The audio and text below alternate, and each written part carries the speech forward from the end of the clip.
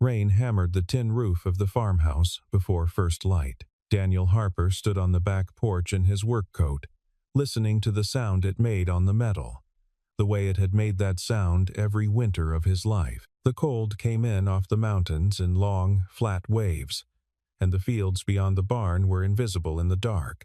The woman in the doorway behind him refused to meet his eyes. He had gone looking for her in the rain, driven into town, knocked on her door at 9 in the evening like a man who had run out of ways to stay still.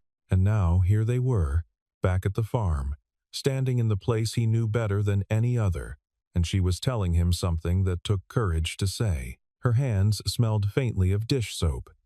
She had washed them before she got in the truck, out of habit.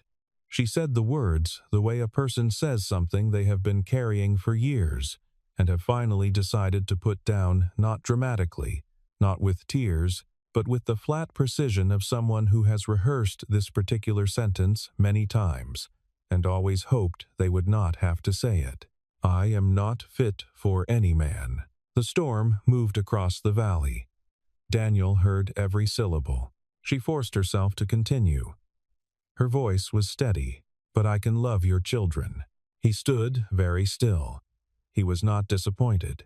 He was not confused. He was doing what he did when something important happened, organizing it, finding the correct place for it inside himself. Making room, because he had heard what she was really saying, and what she was offering, if he was willing to understand it, was not less than what he had hoped for. It was simply a different shape of the same thing. The alarm went at 5:15. Daniel silenced it before the first ring finished, pulled on his jeans and flannel shirt in the dark, and went down the stairs by feel, the way he had done since his father's time, when the house was full of people and the mornings had a different character entirely. The farmhouse sat on 40 acres in a valley in western Montana, surrounded by winter wheat fields that had belonged to his family for 2 generations. He had grown up in that kitchen, learned to read weather by the quality of light over the eastern ridge, helped his father stretch wire along the creek pasture every spring. When his father died of a coronary at 68, Daniel took over without discussion because there was no one else and because the farm required it, and he had understood from a young age that some things simply require you, and it is better to accept this early. He was 26 when he took over. He was 42 now.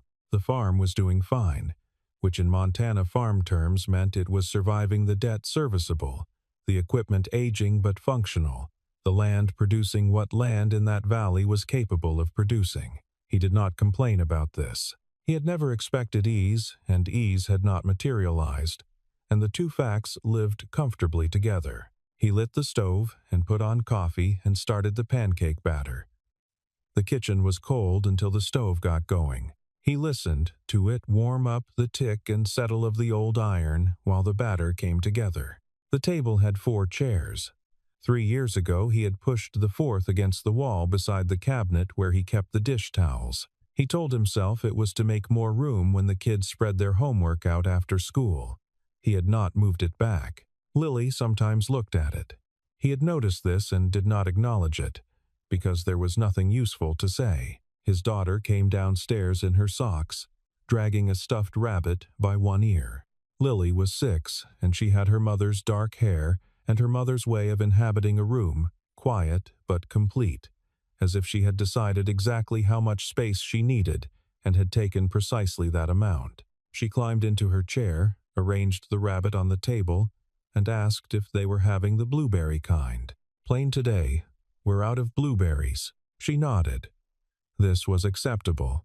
Lily was, in general, a child who accepted the facts of a situation and moved forward from them, which Daniel had come to think of as the most practical form of wisdom he had ever encountered.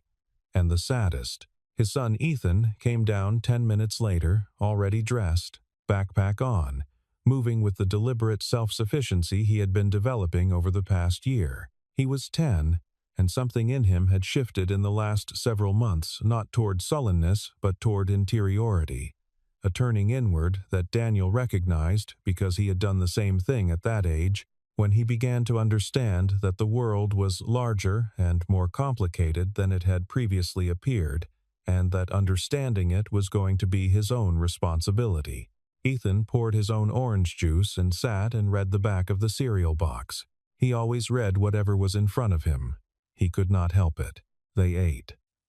Daniel made sure the kids had what they needed and cleared the plates and drove them to school and came back to a quiet house that was already building its list of requirements for the day. Upper pasture fence along the north field.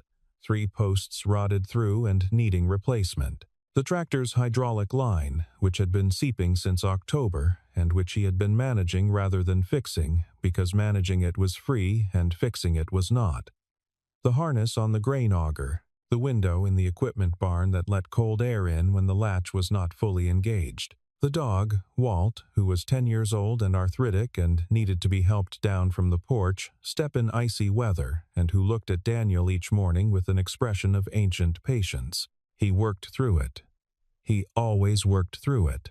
By December of that year, he was making mistakes from accumulated tiredness, a gate left unlatched overnight. A call to the vet he had meant to make and forgotten, a calculation error in the feed order that cost him 2 days and a trip he could not afford. He recognized the mistakes. He was not a careless man. He was a tired one, which was different, and which had a different solution. And by the time he admitted this to himself, he had already lost a week to the consequences of ignoring it. The problem was structural. He was doing the work of 2 people because there was only one of him. The farm needed him, and the kids needed him, and the house needed someone. And the someone was always him. And he was one person who slept 5.5 hours a night and had not taken a full day off in 2 years. Something had to give. He just had to figure out what. His neighbor, Ruth Dalton, came by on a Tuesday in the second week of December with a ceramic pot of white bean soup and the expression she wore when she had arrived at a conclusion about someone else's life and planned to share it. Ruth was 71 and had lived on the adjacent property since before Daniel was born. She had a way of seeing exactly what was happening in a situation that Daniel had come to respect completely, even when it annoyed him. She set the soup on the counter and looked around the kitchen with the measuring gaze of someone conducting an assessment. She looked at the pile of laundry visible through the hallway door. She looked at the stack of mail on the counter that he had not gotten to. She looked at him. "There's a woman in town I'd like you to talk to," she said. He was trying to answer a school permission slip while the pasta water boiled. "I'm not looking for." "She's looking for housework," Ruth said. "That's all I'm saying. Not a romantic arrangement. Someone to keep the house running. She cooks, she does laundry, she cleans. She's been working for the Hargrove family over on Route 9, but they relocated to Bozeman in October, and she's been picking up shorter jobs since." Ruth sat down at the table, uninvited, which was her habit. "I've known her 4 years. She's reliable, and she's careful, and she doesn't make things complicated." Daniel turned the pasta down and looked at his neighbor. Ruth did not recommend people casually. She had a genuine talent for matching people to situations, a quality that had served the community around her for decades, and which she deployed without ceremony. "How old?" he asked, which was not the right question, but was the first one he thought of. 38. Lives alone. No complications. Ruth looked at him steadily. "Daniel, the kids need this house to run properly. You need to sleep more than 4 hours. Let someone help." He called the number that evening after the kids were in bed. The woman's voice was even and unhurried. She asked 2 questions. What days, what hours, and he answered them. And she said she could come Friday for a trial day if that suited him, and he said it did. The conversation lasted 4 minutes. He found this efficient quality reassuring. On Friday, the temperature had dropped to 12 degrees, and the sky was a flat, pewter gray that pressed down low over the valley. He was in the equipment barn working on the hydraulic line when he heard tires on the gravel drive. He wiped his hands and went out. The truck was a 10-year-old Dodge with road salt on the lower panels, well maintained in the ways that counted. The woman who stepped out was wearing a canvas work coat and waterproof boots and had her brown hair pulled back at the neck. She was not slight, but she was not large. She had the build of someone who did physical work regularly and had stopped thinking about it. She looked at the farmhouse first, taking it in the way a person takes in a new workspace, noting its condition and requirements. Then she looked at him. "Clara Hayes," she said. "Daniel Harper." A pause in which she looked at the barn, then back at him. "I work hard," she said. "I don't steal. I don't need to be told twice how you want things done. And I don't talk much unless there's something to say." He thought about this for a moment. "Those are exactly the requirements," he said. She nodded once, picked up her bag, and went inside. He stood in the cold a moment longer, listening to the wind move through the fence line, and then he went back to the hydraulic line. She came Mondays, Wednesdays, and Fridays. Then, because there was always more than the original arrangement had accounted for, Tuesdays and Thursdays as well. She arrived at 7:30 and left by 4 and did not vary from this unless asked, in which case she adjusted without complaint and without marking the adjustment as a favor. She brought her own coffee in a thermos dark roast, no sugar, and drank it standing at the kitchen window while she organized the day in her head. He could tell she was doing this from the quality of her stillness. It lasted perhaps 3 minutes. Then she put the thermos on the counter and started. The laundry was always folded before noon. The floors were swept daily and mopped on Wednesdays. The refrigerator was cleaned on the first Wednesday of each month. The shelves wiped down, the expired things removed, the items grouped by type so that what you needed was where you expected it to be. She had a method for everything, and the methods were good ones, developed through practice rather than theory. She had a way of reading a room that reminded him of the way a mechanic listens to an engine, not guessing, just attending, letting the thing tell you what it needed. She learned quickly what the house needed and supplied it without being asked and without calling attention to the supply. The house changed. Gradually, over the first several weeks, the quality of the air in it was different. The surfaces were clear. Things had places. The kids' backpacks had hooks by the door. The dish towels were in the second drawer rather than shoved wherever there was space. Small things. The aggregate of small things was not small. She learned, without being told, that Ethan put ketchup on his eggs and would not be caught admitting it at school. That Lily liked the crusts cut off her sandwiches but would eat them if they were set aside on a small plate rather than discarded. Because throwing food away seemed to her wrong in a way she could not articulate but felt firmly. That Walt, the border collie, needed his arthritic hip worked on in a particular way before he would lie down contentedly, a kind of sustained pressure along the joint that took about 2 minutes, and which Clara discovered by watching how he moved and applying the obvious inference. She learned that Daniel kept the kitchen radio tuned to the classical station that came in from Missoula, and that it needed to be angled toward the window to pick up clearly, and that he preferred it on in the evenings when he was doing the farm's books at the table. She did not comment on this. She simply left it on. Lily attached herself to Clara within the first week. She followed her through the house, asking questions about whatever was in front of them, the dish she was making, the pattern on the curtain, whether the birds outside were the same birds every day or different ones. Clara answered each question with the same patient attentiveness she brought to everything else. She never spoke to Lily in the slightly elevated, simplified register that adults often used with small children. She spoke to her the way she would speak to anyone, clearly and without condescension, which Lily appeared to recognize and appreciate. Ethan maintained his customary reserve. He was polite to Clara in the manner of someone who has decided that being polite is simply the correct behavior, regardless of circumstance. He did not seek her out, but Daniel noticed that Ethan's homework was consistently done in the evenings now, which had not always been the case, and that his backpack was packed the night before, rather than assembled in a panic at 7:20. He did not know which of these things was Clara's influence and which was Ethan's own momentum, and it did not seem to matter. Daniel noticed that she always set the table for 4. He had not told her about the chair by the wall. He had said nothing about it. She simply set it at the table with the others as a matter of course, and when no fourth person sat, she cleared it with the others. He wondered once whether she counted chairs or assumed a table of that size was for 4 people. He decided it was the latter. He did not ask. He told himself he was not watching her particularly. He was simply aware of her the way you are aware of any new element in a space you know very well, noting it, letting it settle. It happened on a Thursday in January, in the kind of cold that makes metal brittle and mistakes expensive. He was replacing a rotted section of fence along the east pasture, working fast because the temperature was dropping and the light would go by 3:30. The post driver slipped on a patch of ice he had not noticed.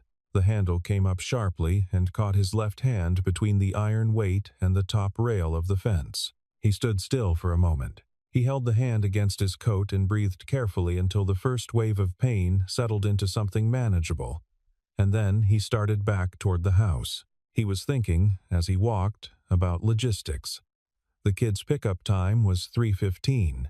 Clara's car, and whether it started reliably in this temperature, whether the wound needed stitches, or whether he could close it himself and save the clinic visit. He was organizing the situation the way he organized all situations, because organization was the only tool he trusted completely. He came through the back door into the kitchen. Clara looked up from the cutting board. She saw the hand immediately. She put the knife down and crossed the kitchen without hurrying, which he registered as the correct response, not panic. Not the performed calm that was secretly panic, but genuine practical attention. "Let me see," she said. He showed her. The gash ran across 2 knuckles, deep and ragged, and had bled through the cloth he had pressed against it during the walk from the pasture. She ran warm water over the wound and cleaned it with methodical care, using the gauze and antiseptic from the first aid kit under the sink that she had, he now realized, reorganized some weeks ago. She worked without commentary. When she had finished the cleaning, she looked at the wound and said, "The tendon needs to be checked. You need the clinic." It was not a suggestion. "The kids, I'll stay until you're back. Go now, before it tightens up." She was already wrapping the hand firmly. He looked at her.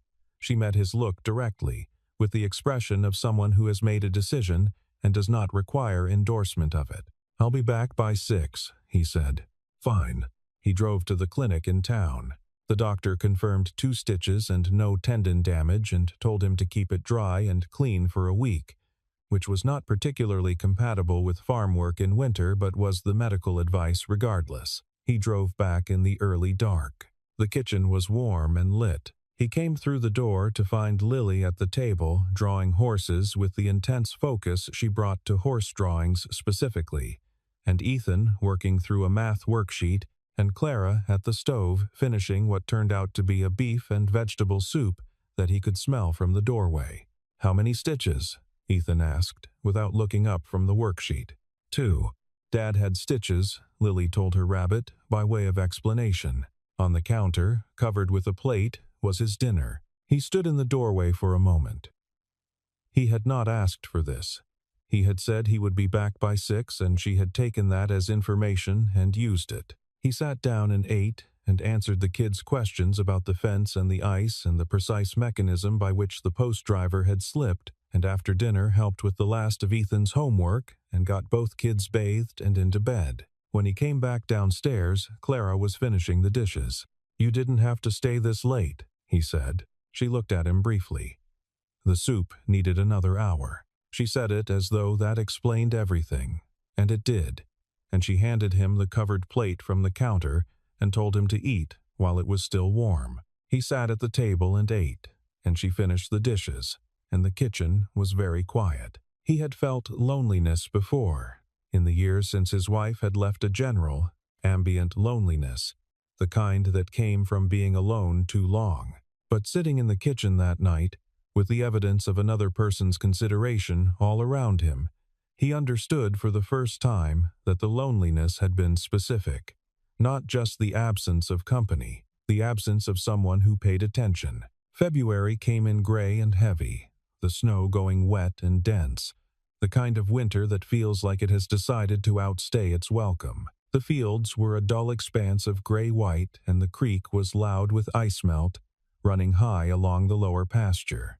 The farmhouse held its warmth. The evenings after the kids went upstairs became their own kind of time, shaped by proximity and the natural human impulse toward conversation when the work of the day is done and the house is quiet. It began without intent. She would be finishing something at the end of the day, going over the grocery list, wiping down the stovetop, and he would be at the table with his coffee doing the farm's accounts, and he would say something about the weather or the price of feed or the condition of the lower pasture fence, and she would answer, and the answer would contain something that led somewhere, and they would follow it. She told him about growing up in a small town in western Nebraska, the second of 4 children, in a house where money was always in motion and never quite landed. Her grandmother had lived with them for the last 8 years of her life and had been the organizing intelligence of the household, a woman of formidable practical competence who believed that knowing how to do things correctly was a form of self-respect. She had taught Clara to cook not from recipes but from attention, watching the color of butter in a pan, listening to the sound bread made when it was ready, understanding that food was a physical system with its own logic and that the logic was learnable. She talked about these things with the same careful precision she brought to her work, and Daniel understood that she was telling him not just about her grandmother, but about how she had developed her own way of being in the world, grounded in observation, in the particular rather than the general, in what was actually there rather than what was supposed to be there. He talked about the farm, about his father, who had been a man of few words and consistent presence, who had shown Daniel everything he needed to know about the land through demonstration rather than instruction, the way you learned from watching someone do something correctly enough times that it lodged in your hands rather than just your head, about what it meant to inherit a piece of land and try to honor what had been put into it, without being crushed by the obligation of that honoring. She listened the way that certain rare people listen without preparing her response while he was still talking, without redirecting the conversation back to her own experience, simply receiving what he was saying and holding it without immediately returning it. It was a quality that had become uncommon enough that he noticed it as a quality, the way you notice good light.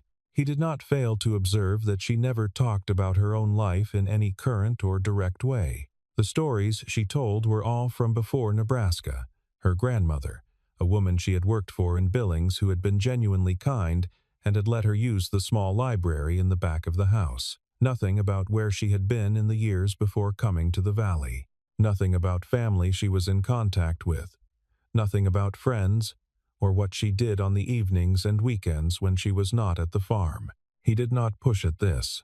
He understood that a person's arrangement of their own privacy was their own business, and that pushing at it was a way of saying that your curiosity was more important than their boundary, which he had no interest in saying. He simply noted it and left it where it was. What he could not leave where it was, or at least could not stop noticing, was that he was looking forward to these evenings. He was looking forward to the specific quality of her company.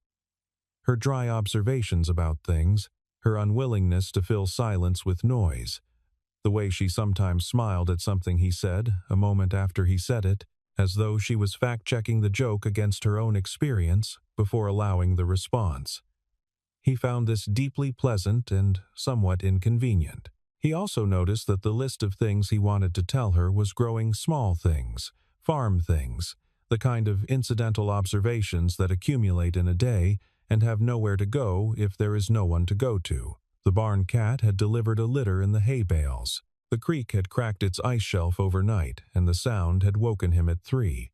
These were not important things, but they were the texture of a life, and he had been storing them up for someone without knowing he was doing it.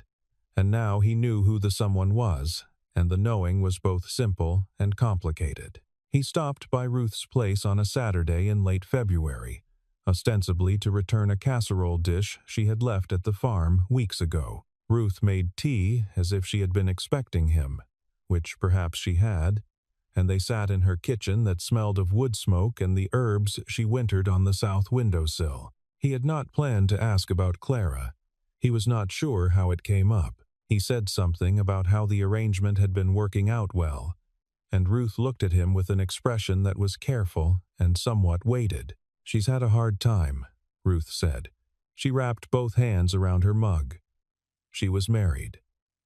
He was from a family out past Great Falls, comfortable people, the kind who have inherited opinions about what things are supposed to look like. She paused. When they found out she couldn't have children, a condition, not something that would have been obvious before the marriage, his family made their view quite clear. His mother, especially. Another pause. Longer. The word they used was not fit. Not a real woman, some of them said. His sisters. Outside Ruth's kitchen window, the wind moved through the spruce trees along the fence line.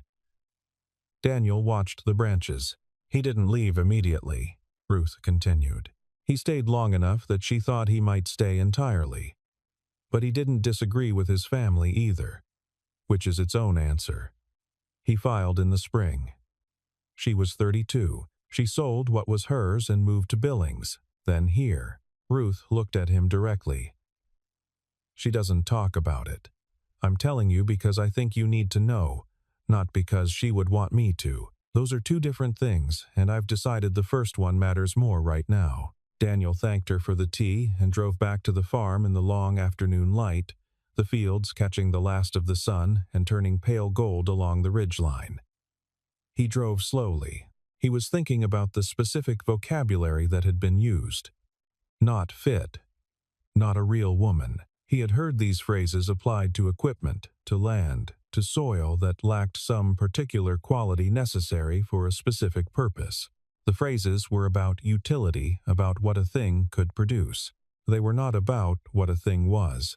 The people who had applied them to Clara had not been saying anything true about her. They had been expressing something about themselves, about what they valued and what they were willing to discard when it did not produce what they wanted. He thought about the 6 years she had been carrying this, about the particular damage done by having people you trusted use language like that about you, language that lodged somewhere you couldn't reach and colored the way you understood yourself, about the way she held herself at a careful distance from attachment, from anything that might require her to need something or be needed.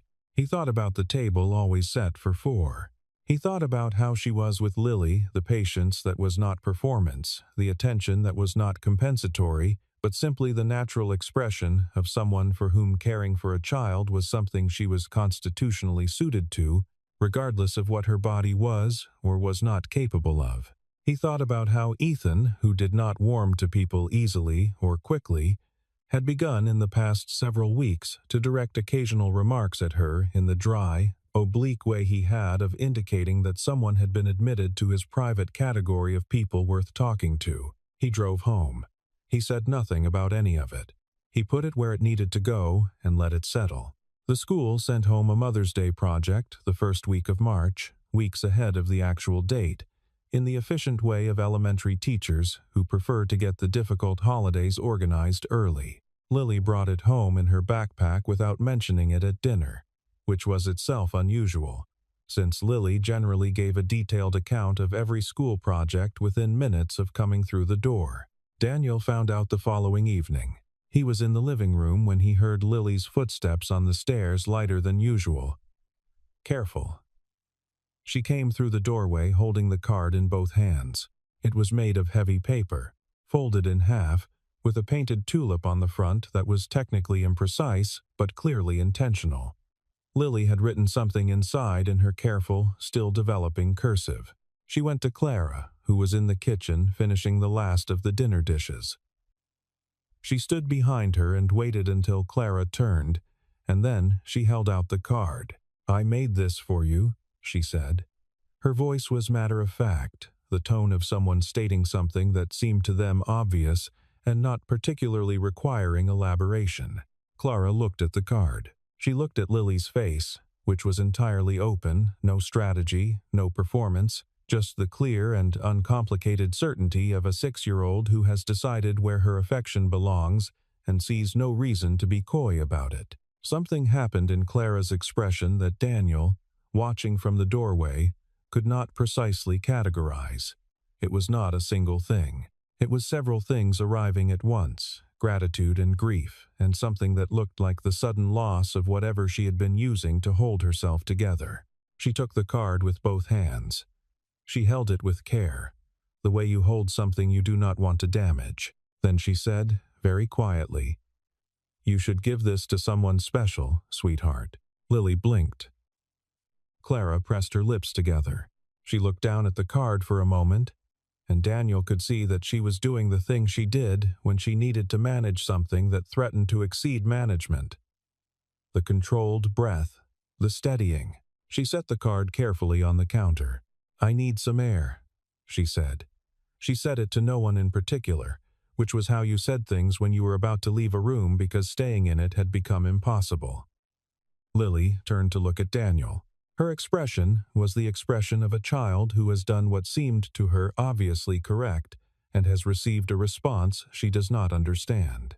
"Did I do something wrong?" she asked. "No." He came over and crouched down to her level. "You didn't do anything wrong. You did something kind. That's not wrong." He smoothed the card on the counter. Sometimes kindness takes people by surprise, and when it does, they need a minute. That's all.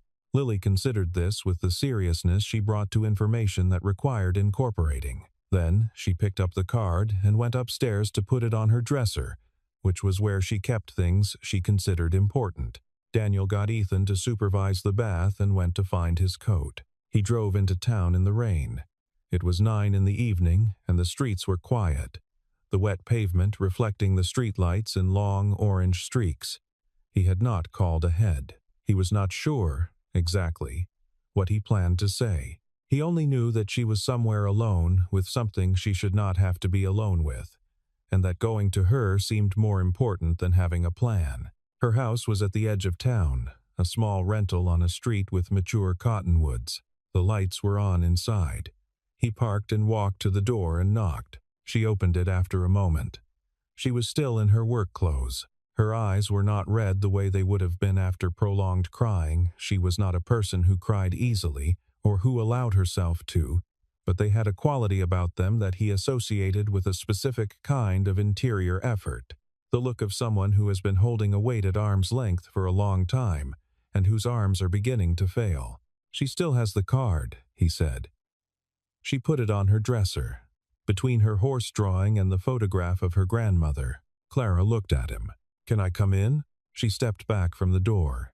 The house was small and very clean and had almost no personal objects in it, no photographs, no collected things, nothing that marked the space as belonging specifically to her rather than to whoever had lived there before. It was the house of someone who had decided not to become too comfortable in a place, who had learned through experience that comfort was a precondition for loss. They stood in the small living room. "I handled it badly," she said. Her voice was level. "She didn't do anything wrong." "I know she didn't. She stopped. "I know." She looked at him with the measuring look she had, the one that checked whether something was being said as a courtesy or as a fact. He held her look and did not add anything, and after a moment, she nodded slowly. "Ruth told you," she said. Not an accusation. "Yes." She sat down on the arm of the sofa, not the seat, the arm, as though she was not committing to a longer stay in the conversation. She looked at her hands. He pulled the other chair around and sat, so they were at the same level, and waited. "When something like that happens to you," she said finally, "you learn what you're allowed to want. You revise the list. You take things off it." She turned her hands over, looking at them. "I had taken children off the list. Not being around them, I couldn't do that. It's not," she stopped. "But being their mother, being someone's mother, being the person who gets the card." She was quiet for a moment. "I had taken that off because it seemed better to take it off than to keep wanting it and keep losing it in different ways." He said nothing. He understood that she was not finished. "I shouldn't have let Lily get," she paused, revising. "I should have been clearer about what I was there to do, what I could and couldn't be. It wasn't fair to her." "She doesn't think in terms of fair or not fair," he said. She thinks in terms of what she feels. And what she feels is that you're someone she loves. He paused. She's not wrong about that. Clara looked at him. Can I tell you something? He said. She waited. 3 years ago, when my wife left, the thing that was hardest wasn't the leaving. It was that I didn't know what my family was anymore. I had an idea of what it was supposed to look like, and it didn't look like that, and I couldn't figure out what to do with what was left. I kept waiting for it to resolve into something recognizable. He looked at the window, at the rain coming down the glass. It didn't. It just became what it was. And then you came, and it became something else again, and the thing it became was. He paused, finding the right word. Easier. Warmer. The kids are doing better. I'm not making mistakes from exhaustion. The house feels like a house that's being lived in rather than maintained. He looked at her directly. None of that is small. None of it is just housework. The rain tapped steadily against the window. The house was quiet around them. I'm not fit for any man, she said. She said it the way she had said it on the porch, not dramatically, but with a flatness that was the opposite of drama, a fact she had incorporated. Not the way it's supposed to go. I can't give you what a wife is supposed to. She stopped again. I can't give you more children. I can't give you a complete family. You deserve someone who can give you that. He let her finish. I already have a family, he said. I have 2 children who need someone consistent and present and paying attention. That's what I have, and that's what I'm working with. I'm not looking for a different family. I'm looking for, he chose the word carefully, for someone to be in this one. She was very still. You said something else, he said. Just now. You said you could love my children. She looked at him. Her hands had stopped moving. That's not nothing, he said. That's the whole thing. That's what Lily is telling you when she makes a card. That's what Ethan is telling you when he starts making remarks about the weather to you on Tuesday mornings. They're telling you that you're already in the family, that it's already happened. He paused. I'm just the last one to say it out loud. The rain kept coming. Neither of them moved for a long moment. Then she said, very quietly, I know, he said. You already do. She looked at him for a long time. Something in her face changed, not dramatically, but perceptibly, the way a room changes when a window is opened. A shift in pressure, a different quality of air. I can't promise anything more than that, she said. I'm not asking for more than that. She nodded once. Slowly. Then she looked out at the rain, and he looked out at the rain. And they sat together in the quiet of her small house while the valley came down in water all around them. She called at 7 the next morning. He picked up on the second ring. Should I come in as usual? She asked. Yes, he said. She arrived at 7:30. He was at the kitchen table with his coffee when he heard her truck on the gravel. She came through the back door, hung up her coat, and set her thermos on the counter.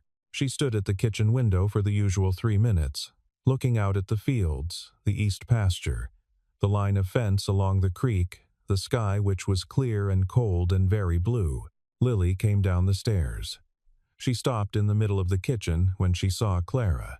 You came back, she said. Clara looked at her. I always come back.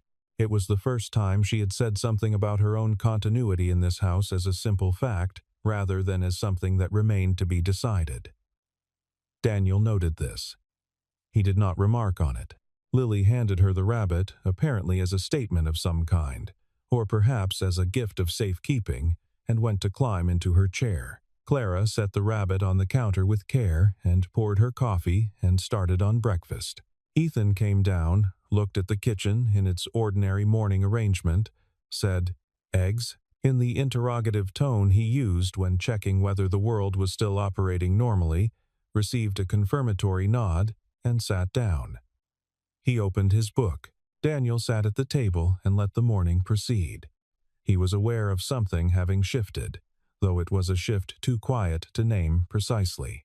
She moved through the kitchen with her usual efficiency, but something in the efficiency was different, not in the quality of the work, but in the quality of her presence in it. She was not performing a function. She was simply there, in the way that people are there when they have given themselves permission to be. He had seen her be careful in his house for months, careful not to claim too much, not to allow herself too much comfort, not to let herself settle too deeply into the space in case the space withdrew. The carefulness had been practical. A person who has been hurt in a particular way learns to protect the tender places, but it had also meant that some part of her had always been standing slightly outside the room, even when she was in it. That morning, she was inside the room. All of her. She hummed something under her breath while she cooked, very quietly, without seeming to know she was doing it. He recognized the melody. After a moment it was something from the classical station, a piece that had played on the kitchen radio the previous week. She had remembered it, and it had surfaced in her without her intending it to. This was, he thought, how belonging worked. It came in through the small doors when you were not watching, and by the time you noticed it, it was already inside. March came in cold and then, in the third week, relented. The temperature went up 15 degrees in 2 days. The snow that had been on the fields since November began to pull back from the darker soil along the ridgelines and creek banks, and the earth showed through in long dark patches, and the air smelled of mud and cold water and the particular mineral freshness that meant the land was thawing. The creek was audible from the house again, running high with snowmelt, and Walt, the border collie, started spending his mornings on the porch step in the thin March sun, having apparently decided that spring was worth making an effort for. The chair that had been against the wall was at the table now. It had arrived there over the course of several weeks, in the natural rearrangement of a kitchen with more people moving through it. No one had designated it or announced it. It was simply there, in its place, as if it had always been. Clara helped Ethan with his long division 2 evenings a week. She sat next to him and worked through the problems with him in a way that was neither tutoring nor hand-holding.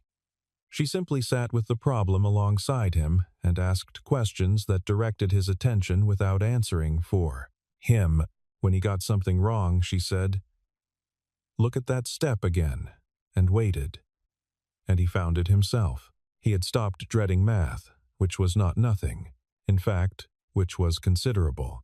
She braided Lily's hair on the mornings it needed it, which had become something Lily looked forward to with a formality that was charming. She would bring Clara the brush and sit very still and very straight in the chair, as though the braiding were a ceremony and she its willing subject. She had learned the farm's rhythms.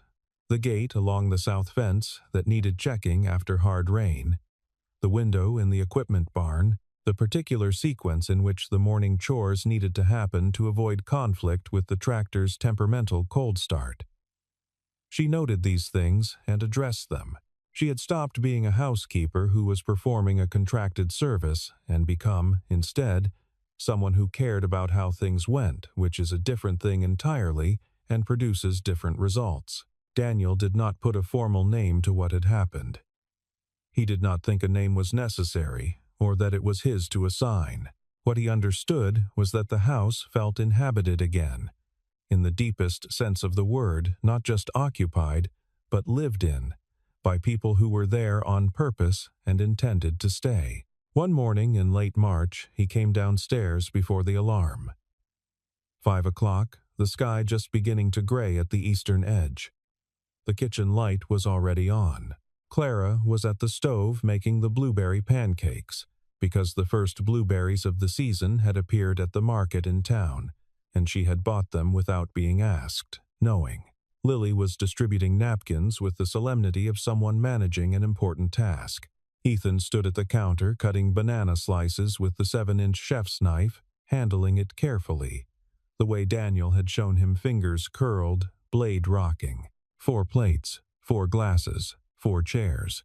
He stood in the doorway and watched his family in the kitchen in the early morning light. He had stood in this same doorway on mornings when he could not tell whether the thing he had built here after everything fell apart was enough, or real, or something that would hold. He had stood here in the particular loneliness of a man who is loved by his children, but who cannot fill, by himself, all the space that a house contains. He thought about what his father had said to him once, in this same kitchen, when Daniel was 17 and asking about the farm's future. His father had been washing his hands at the sink and had not turned around when he answered. "It's not the land," he said. "Land is just land. It's what you build on it, what you tend. What decides to stay?" Clara turned and saw him in the doorway. "You're up early," she said. "Smelled the blueberries," he said. She turned back to the pan. The batter sizzled. Outside the kitchen window, the fields were beginning to show their first thin green at the margins, coming up through the retreating cold, tentative, early, entirely committed to the direction it was going. He went to the coffee pot. He poured a cup. He sat down at the table, at his place, and the morning began around him, in the way mornings had learned to begin in that house, with the ease of people who know what they are to each other, who have arrived at this knowledge through patience and through paying attention, and who have each, in their own time and in their own way, decided that what they have found is worth staying for. Outside, the valley was coming back to life. The creek ran loud and clear. The meadowlarks had returned to the upper field. The winter was almost done, and the house was full.